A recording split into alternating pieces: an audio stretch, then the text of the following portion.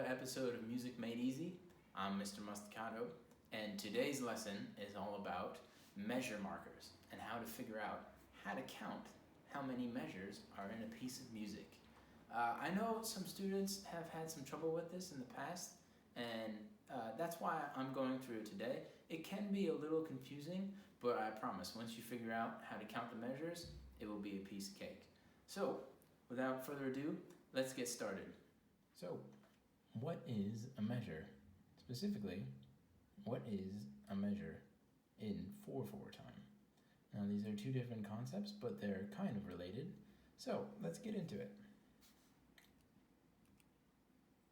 Alright, to start, we have our 5 measure lines, right? These are called our staff lines. 5 lines, 4 spaces. And at the beginning of a piece of music, you'll usually see something that looks like this. Right?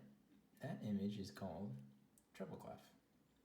And basically it tells us where the notes are on each line and each space. But that's for a different lesson. The most important one for this lesson is this. You have 2 numbers, one stacked on top of another. In this case we have a 4 on top of a 4. This is called our time signature. Okay? So our time signature has a very specific job.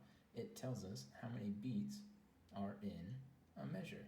So in this case, there are going to be 4 beats in a measure.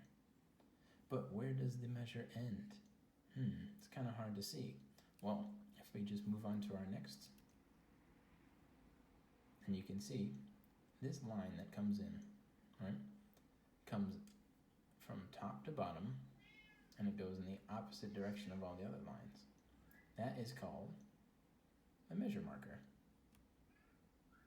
That determines where the measures are in the music and how we count them. It's almost like a box. You see? You go all the way around. It's almost like a box.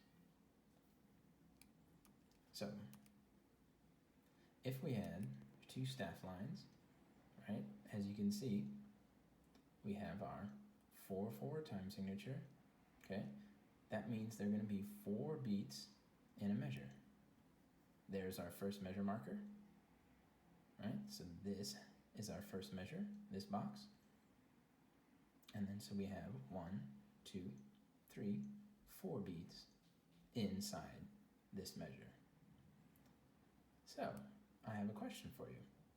If we were to add some more measure markers, 1 there, 1 there, and 1 at the end there, could you tell me how many measures do we have in total? So, very simply put, all we need to do is count the measure markers. So here's 1, 2, 3, 4. So how many measures do we have in total? 4 measures in total. So that's it. Just a quick review. Basically, the lines that go down, right, that go vertical, are measure markers. And we use those, we can count, figure out where we are in a piece of music, or how many measures there are in total in a piece of music. That way, when we're at rehearsal, and the conductor says, all right, everybody, let's go to measure 7, right, or let's go to measure 10. Now, you'll know exactly where to go. You'll just count the measure markers and figure out where measure 10 is. So I hope this was fun.